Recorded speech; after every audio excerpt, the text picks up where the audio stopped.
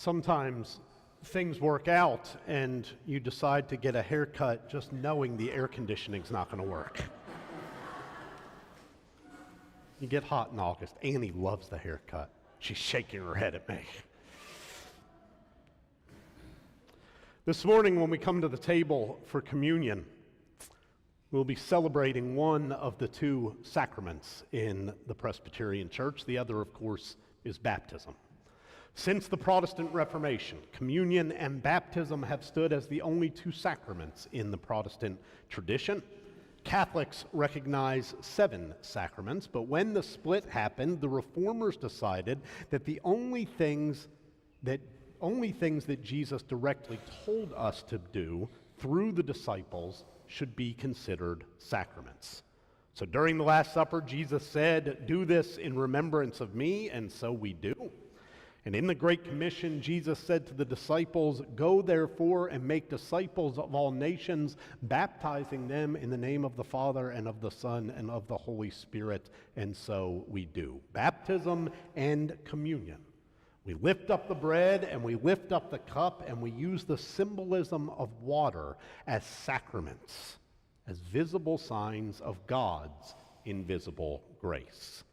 We do so because Jesus specifically told us to do so.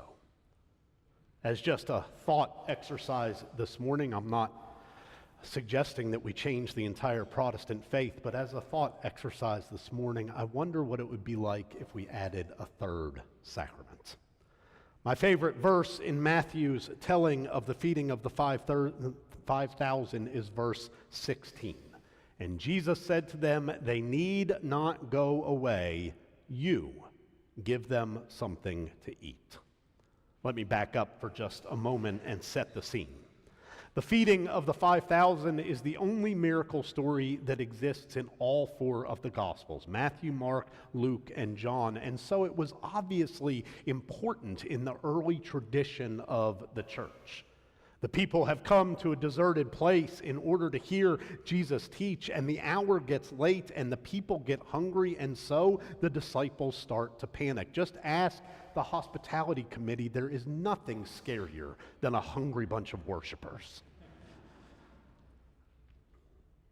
Each gospel is different and tells the story a bit differently. Here in the Gospel of Matthew, we actually get relatively few details, but there are 5,000 people, not including women and children. So maybe 10,000, maybe 15,000, maybe 20,000.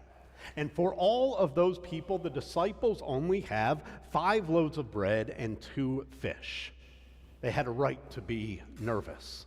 The hour was getting late and they were out there in the middle of nowhere, and so they came to Jesus and they said, "This is a deserted place and the hour is now late. Send the crowds away so that they may go into the villages and buy food for themselves. Send these hungry people away so that they can go and buy food for themselves, for they are hungry and we do not have enough to feed them." Which is when Jesus says they need not go away. You give them something to eat. And then he took the bread and he took the fish and he blessed them and he broke them, which sounds awfully sacramental to me. He blessed them and he broke them and he fed the crowds, and everyone had their fill and they even had leftovers. Now, much has been written about this miracle story, focusing on the idea of sharing, with the thought being that Jesus shared what little they had, and so everyone else followed suit and shared what little they had, and it's really a story about the beauty of sharing, and all were fed. Lots have been written about the symbolism of the number 12 in this story, or about the little boy who ran from place to place and got meager offerings of bread and fish. But here in the Gospel of Matthew, the focus of this story, that hinge between the people being hungry and the people being fed, is an oft overlooked commandment. You give them something to eat. If the early church had heard that commandment and had treated it with the same kind of sacredness as communion and as baptism, if they had treated it as sacramental in nature, then I wonder how different the church would be, or how different the world would be. If Christians around the world revered verse 16 with as much weight as they lent to do this in remembrance of me, and to go therefore and make disciples of all nations, if they heard Jesus say, they need not go away, you give them something to eat, as a sacramental commandment, how different would things be? I wonder if there would still be children carrying school lunch debt in the richest nation in the world. They need not go away, you give them something to eat. If the early church had added this commandment, I wonder if 1 in 5 American children would go to bed hungry tonight, or if seniors would have to choose between medicine and dinner, or if we would be okay with the cutting of USAID and more than 700,000 children of God already dying. I wonder if the Church of Jesus Christ would shrug and come back to the table and hear to the font again and again and again, if they had heard that as a sacramental commandment. Jesus commands it, just as clearly as he does communion and baptism. You see, when we read the Gospels and Jesus is speaking to the disciples, and Jesus uses the plural you, or as I like to call it, the y'all of faith, then we are supposed to hear that as talking to us. They need not go away. Y'all give them something to eat. How different would the world be? After long suffering from domestic violence in a country where strict machismo gender roles left her without any choice, Maria Perez left Guatemala in 2022 to make the long and dangerous trip across the desert. Upon arriving in the United States, she checked in, she turned herself into the authorities in order to begin the process of asylum. She was assigned a case number for such, and while living in Tennessee for the last 4 years, she has appeared at every summons that she has received. She's done it the right way. She's gone through the process. In that time, she married and she gave birth twice. She has a 2-year-old with Down syndrome and a 10-month-old who is still nursing. She was on her way to the pediatrician with those 2 children when she was stopped and detained by ICE. And she was immediately, without process, shipped off to a detention facility in Louisiana, 700 miles from her children.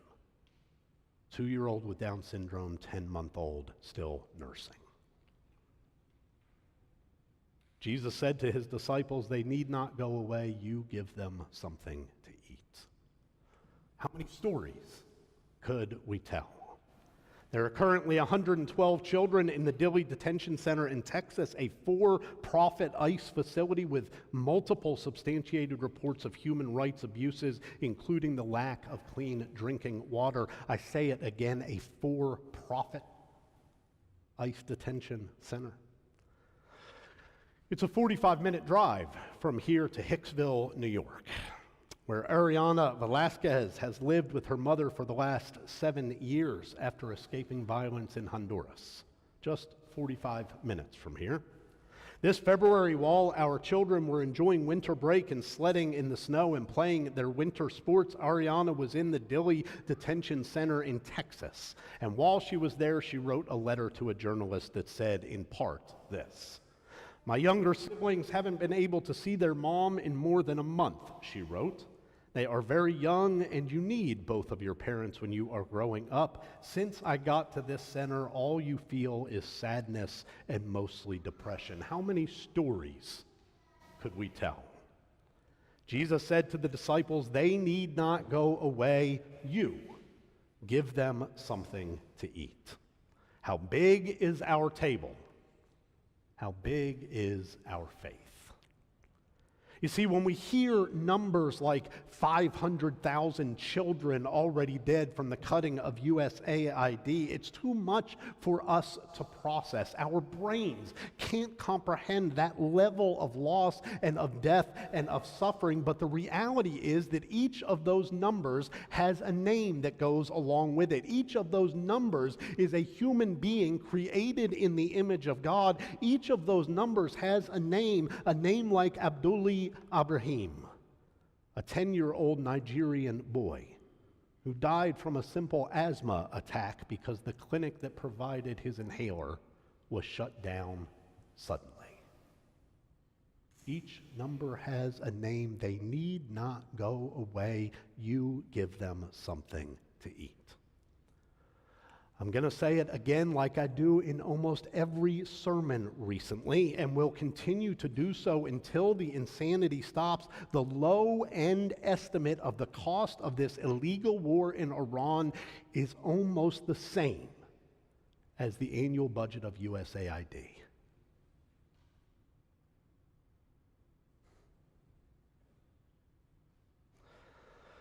A nation that has plenty of money for bombs but no money to feed starving children cannot call itself Christian in any way.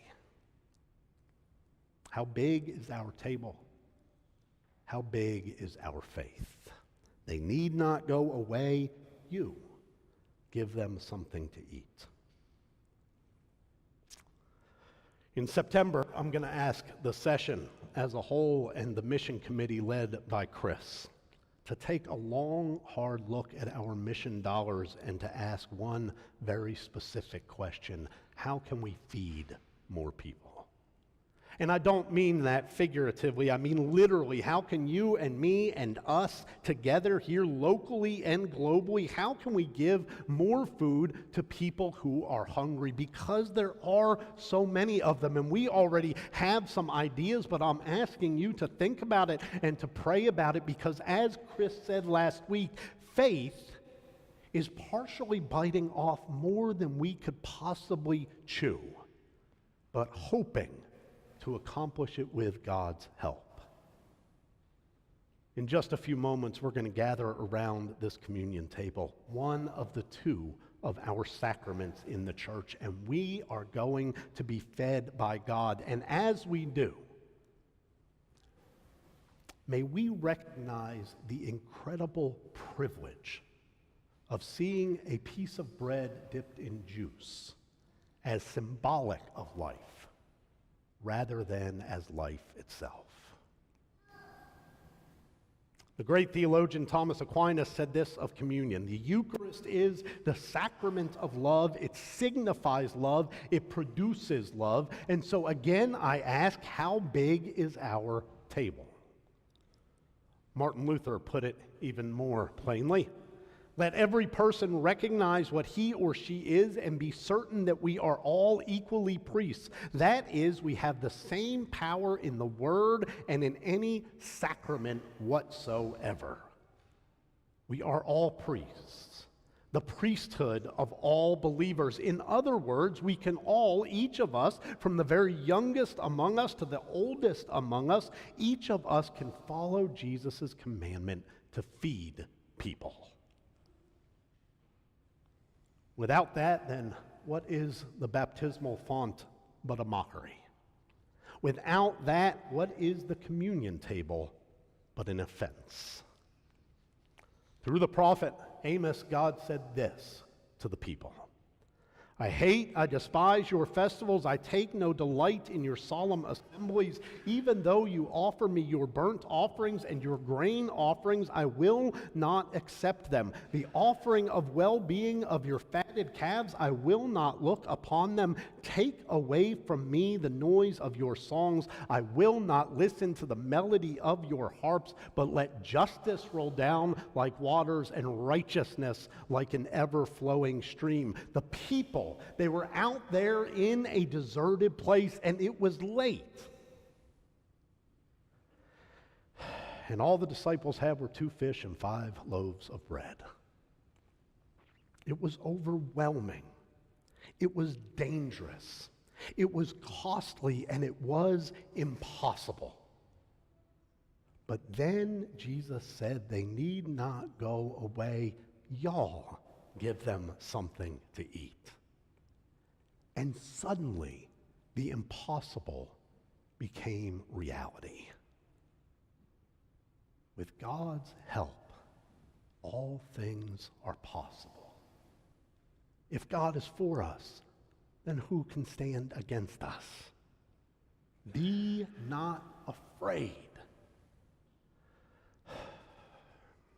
The people of God are hungry. Symbolically, yes, but also in reality. And friends, we have a table. Thanks be to God. Amen.